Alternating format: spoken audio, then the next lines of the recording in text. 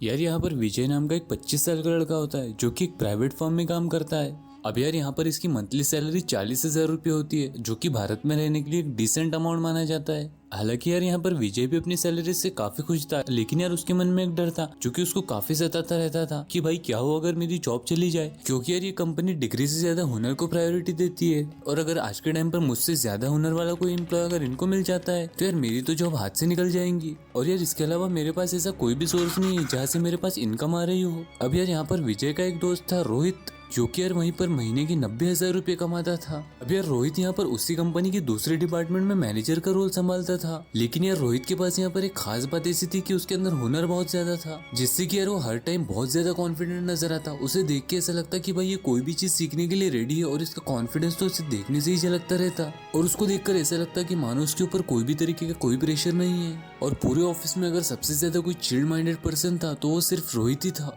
अब यार एक दिन रोहित यहाँ पर कॉफी लेने के लिए अपनी कैंटीन में जाता है, तो वो वहाँ पर देखता है कि विजय यहाँ उदास बैठा हुआ है। और अब यहाँ पर रोहित अपनी कॉफी लेकर विजय के पास ही बैठ जाता है। वो विजय से पूछता है कि भाई विजय इतनी ज्यादा परेशान क्यों हो, क्या हो गया ऐसा। अब विजय यहाँ पर रोहित को कहता है कि भाई तुझे क्या ही बताऊं, मैं बहुत ज्यादा डर में जी रहा हूँ कि क्या हो अगर कल को मेरी जॉब चली जाए, क्योंकि यार भाई तुझे तो पता ही है कि इस कंपनी के ओनर जो है वो कितने ज्यादा स्ट्रिक्ट है। जरा सी भी गलती होने पर वो एम्प्लॉय को अपनी जॉब से निकाल देते हैं। और गॉड ना करे कि कभी बाकियों की तरह मुझसे भी कोई गलती हो जाए तो बॉस मुझे भी जॉब से निकाल देंगे, और भाई मैं तो पूरी तरीके से बर्बाद ही हो जाऊंगा, क्योंकि ये सिर्फ एकमात्र ऐसी जॉब है जिससे कि मैं पैसे कमा रहा हूँ। इसके अलावा मेरे पास कोई दूसरा सोर्स नहीं है। अब यार यहाँ पर रोहित ने विजय को समझाया कि भाई विजय, क्या तुझे पता है कि मैं हमेशा इतना कॉन्फिडेंट क्यों रहता हूँ, और क्यों अक्सर ज्यादातर लोग मुझे चिल मोड पर ही देखते हैं। क्यों भाई रोहित, ऐसा क्या कर लिया तुमने, बताओ मुझे भी। यार विजय, जिस डर में तुम आज जी रहे हो इस डर को मैं काफी समय पहले ही पीछे छोड़ दिया हूँ। मतलब भाई मैं समझा नहीं। अब यार तुम्हारे डर की मेन वजह क्या है कि तुम्हारे पास सिर्फ एकमात्र ऐसा सोर्स है जहाँ से कि तुम्हारे पास पैसे आ रहे हैं, लेकिन यार मेरे साथ में ऐसा बिल्कुल भी नहीं है, क्योंकि मैं ऑलरेडी अपने लिए ऐसे कई सारे एसेट्स क्रिएट कर चुका हूँ। या फिर इसके अलावा मुझे जॉब सिक्योरिटी की भी टेंशन नहीं है,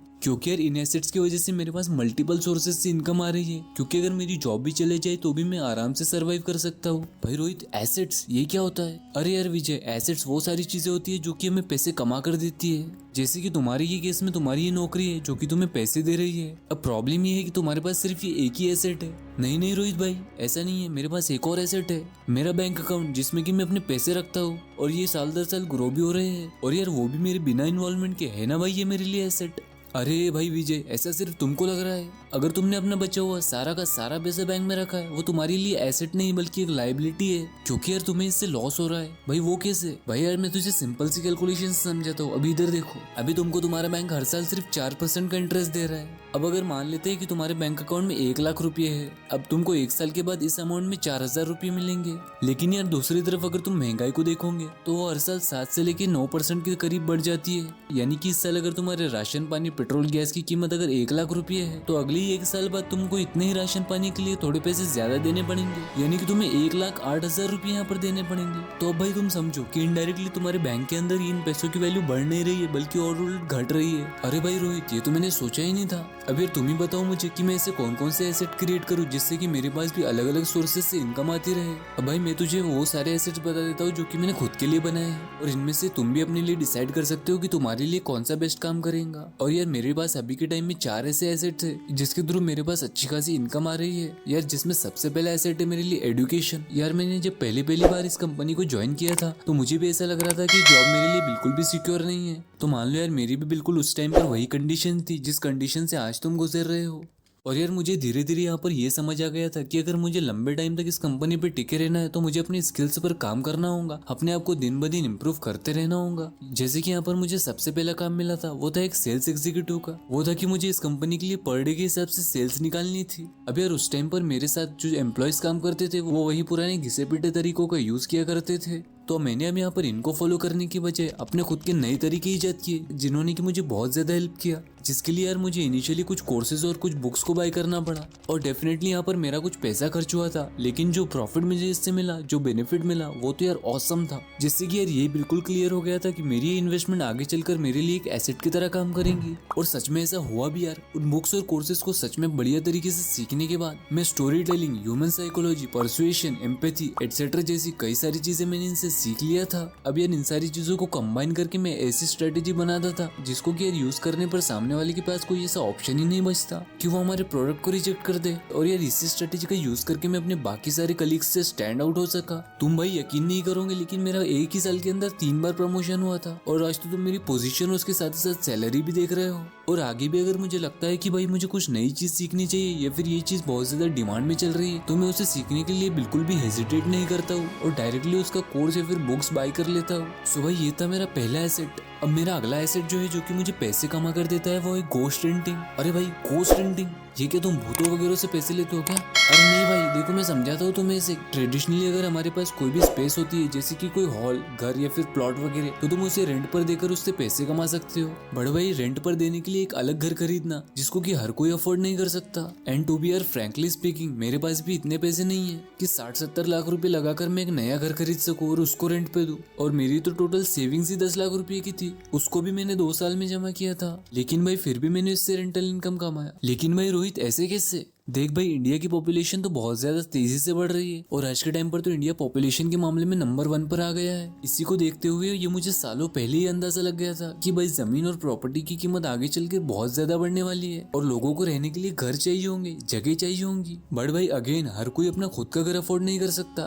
तो इसमें लाइफ सेवर आता है रेंट पे रहना। तो मैंने और मेरी 4 कलीग्स ने मिलकर कुछ पैसे जमा किए, जिसमें कि पर पर्सन का शेयर 10 लाख रुपये था और हमने 50 लाख रुपए की जमीन लेके उस पर एक 5 मंजिला इमारत तैयार करवा दी। तो अब हमने इसकी हर एक फ्लोर को करीबन 13,000 रुपए पर मंथ पर चढ़ा दिया था। अभी अराउंड 6 साल के बाद मैं इस प्रॉपर्टी से अराउंड 9,36,000 रुपए रिकवर कर चुका हूँ। और अगले साल भाई मैं इस फ्लैट के साथ साथ इसकी पूरी इन्वेस्टमेंट भी रिकवर कर चुका हूँ। और इसके बाद इसकी rental income as a profit मेरे पास आती रहेंगी, जिससे कि मेरे पैसे और भी ज्यादा ग्रो होते रहेंगे। तो ये मानो भाई कि मेरे इन 6 सालों में 10 लाख रुपए की इन्वेस्टमेंट पर मुझे 9,50,000 रुपए का प्रॉफिट हो गया। इनफैक्ट इसके साथ ही साथ अब तो मेरी प्रॉपर्टी की कीमत भी और ज्यादा बढ़ गई है। अब एक बार जरा इमेजिन करने की कोशिश करो कि मैंने ये 10 लाख रुपए यहाँ पर लगाने की बजाय बैंक में रख दिए होते, एंड मान लो अगर मुझे उस पर 5% का भी रिटर्न मिल रहा होता, तो भाई मेरे ये 10 लाख रुपए 6 सालों के बाद सिर्फ 13,40,000 रुपए होते। मतलब यार 10 लाख रुपए पर 3,40,000 रुपए, देख रहे हो भाई, आधे से भी कम। इसलिए यार रेंटल इनकम इससे ज्यादा प्रॉफिटेबल होती है। अब मेरा एक अगला एडिशन जो कि मैंने फिलहाल में बाई किया है, जिसका की भाई एक्चुअल कॉस्ट 5 लाख रुपए है। अरे भाई रोहित, ये तुम्हारे लिए एसेट कैसे हो सकता है? ये तो शौक के लिए तुमने एक नई चीज बाई कर ली है और यहाँ पर तो तुमने अपने पैसे बर्बाद कर दिए हैं। अब भाई मेरी भी घड़ी देखो, ये 250 की है बट टाइम वही बताती है। अरे भाई विजय, 3 इडियट मैंने भी कई बार देखी है, ये डायलॉग मुझे भी पता है। बट भाई इस घड़ी को लेने का मेरे पास अलग रीजन था और मेरा सीधा पर्पस इस घड़ी को लेकर प्रॉफिट कमाना था। वो कैसे भाई? देखो यार, मैंने इस घड़ी को सिर्फ इसलिए बाई किया है क्योंकि ये घड़ी गोल्ड से बनी है और जिसमें गोल्ड का प्राइस साल दर साल 10 से 11% से ग्रो हो रहा है। तो इस 5 लाख की घड़ी को मैं अगर अगले 5 साल भी अपने पास रखता हूँ, तो उस वक्त मेरी इस घड़ी की वैल्यू कंपाउंड इंटरेस्ट लगाकर लगभग 8,42,000 के आसपास हो जाएंगी। और दूसरी बात, ये एक लिमिटेड एडिशन गोल्ड वॉच है जो कि कुछ रेयर पर्सन के पास ही मिलती है, सो जिससे कि घड़ी की वैल्यू और भी ज्यादा बढ़ जाती है। सो ये कमोडिटी तुम मान सकते हो कि मेरा अगला बड़ा एसेट है या फिर फ्यूचर में मुझे अपनी इन्वेस्टमेंट पर काफी बेहतरीन रिटर्न देगा।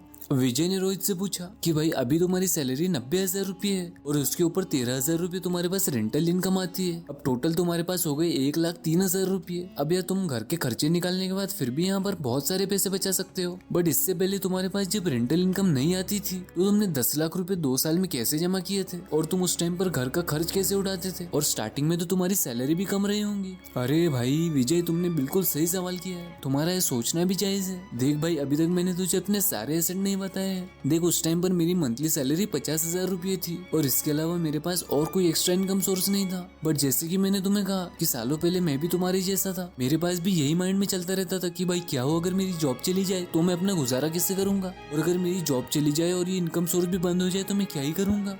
बट क्योंकि अब मैं यहाँ पर खुद को एडुकेट करने के लिए काफी अलग अलग बुक्स को खरीदा करता था, तो वहीं से मुझे एसेट बिल्डिंग का एक कंसेप्ट समझ में आया और मैंने भी बिना कोई फालतू खर्चा की इसकी तैयारी जॉब लगने के बाद से शुरू कर दी थी।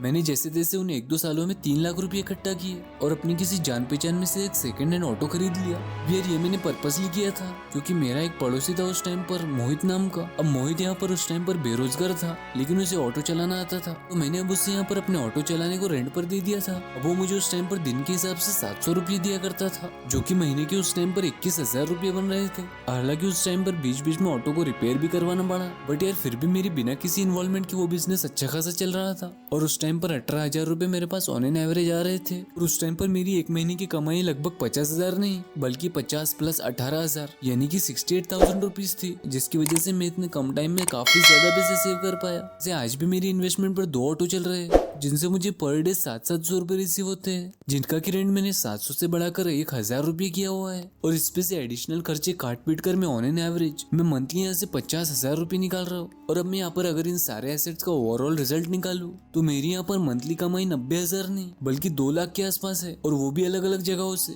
और आने वाले टाइम में तो कमाई और भी ज्यादा बढ़ने वाली है और इसी वजह से मैं तुम्हें इतने ज्यादा चिल और टेंशन फ्री दिखाई देता हूँ। क्योंकि यार अगर हमारे माइंड में ये होता है कि हम फाइनेंशियली बहुत बेहतरीन कर रहे हैं, आधे से ज्यादा स्ट्रेस तो हमारा ये सोच सोच कर ही खत्म हो जाता है। ये सब सुनकर मानो विजय की पूरी आंखें ही खुल गई। अब उसने खुद से यहाँ पर एक प्रॉमिस किया कि मैं यहाँ पर अब अपने सारे पैसे बर्बाद करने की बजाय इनसे एसेट्स बिल्ड करूंगा। अब दोस्त यार ऐसे वैल्यूएबल वीडियोस के लिए हमारे चैनल को आप सब्सक्राइब कर सकते हैं और अगर आपको पैसे नहीं बनाने और आपको कुछ नया नहीं सीखना है तो यार आप बिना लाइक किए बिना सब्सक्राइब किए यहाँ से जा सकते हो। और ये वीडियो आपको कैसा लगा आप मुझे कमेंट में जरूर से बता देना। कोई फीडबैक हो तो वो भी बता देना यार। मिलते हैं नेक्स्ट वीडियो में।